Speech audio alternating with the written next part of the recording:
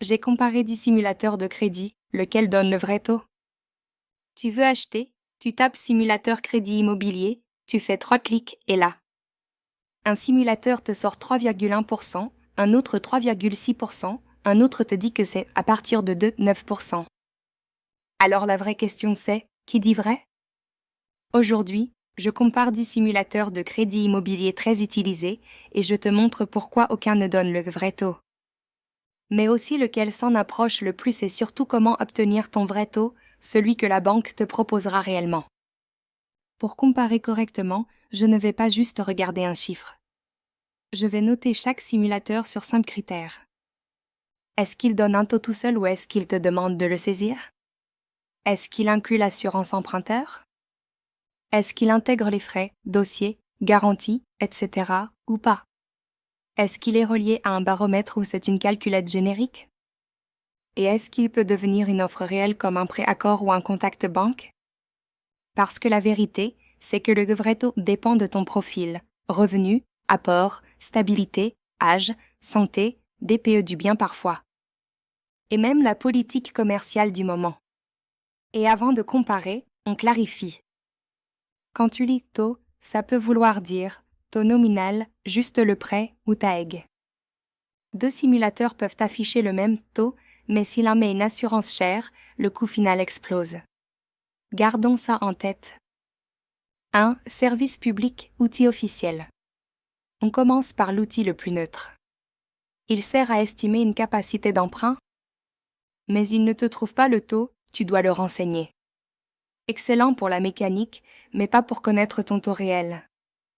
2. Meilleur taux propose une calculette de mensualité très complète, avec des détails et des graphiques, mais là encore, tu dois entrer le taux. Ce n'est pas un simulateur de taux, c'est une calculette financière. Très bon pour comparer, mais ne donne pas le taux vrai automatiquement. 3. CAFPI a un simulateur qui calcule capacité et mensualité avec la logique du 35% d'endettement. Mais selon le parcours, tu dois renseigner un taux.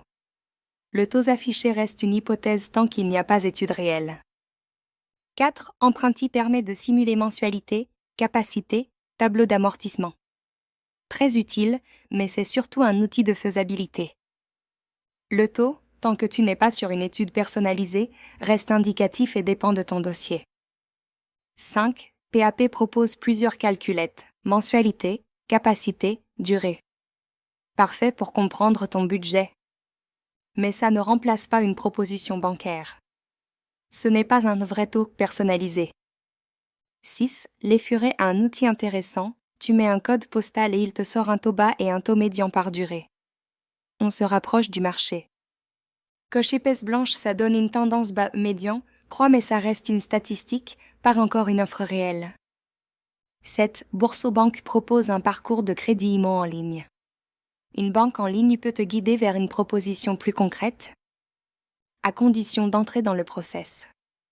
Tant que tu ne fais pas analyser ton dossier, ce n'est pas ton vrai taux. Émoticône, n'en croyant pas ses yeux, Crédit Agricole Immobilier propose de simuler un crédit en tenant compte de nombreux paramètres. L'intérêt est l'environnement banque, mais sans étude, ça reste indicatif.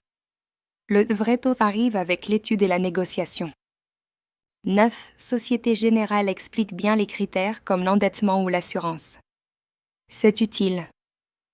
Mais le taux final dépend du dossier, de la décision crédit et de la politique commerciale du moment. 10. La Banque Postale propose des simulateurs de capacité, de frais de notaire et de mensualité. C'est utile pour se situer. Mais encore une fois, simulation n'est pas d'offre. Pas de taux réel sans instruction du dossier. Donc, lequel donne le vrai taux? La réponse honnête, aucun au sens strict. Pourquoi? Parce que le vrai taux est un mix de 4 choses, ton profil, le bien, l'assurance et la négociation commerciale. Un simulateur ne voit pas tout ça tant que tu n'as pas fait une étude complète. En pratique, il y a 3 catégories. Catégorie avec les calculettes pures. Super pour comprendre la mécanique, mais pas pour trouver ton taux. Catégorie B, les indicateurs de marché. Ça te donne une tendance réaliste, mais ce n'est toujours pas une offre. Catégorie, c'est les parcours banque ou courtier. C'est ce qui s'approche le plus du vrai, à condition d'aller au bout. Donc non, un simulateur ne te donne pas le vrai taux. Mais il peut te donner un ordre de grandeur et t'aider à préparer ta négociation.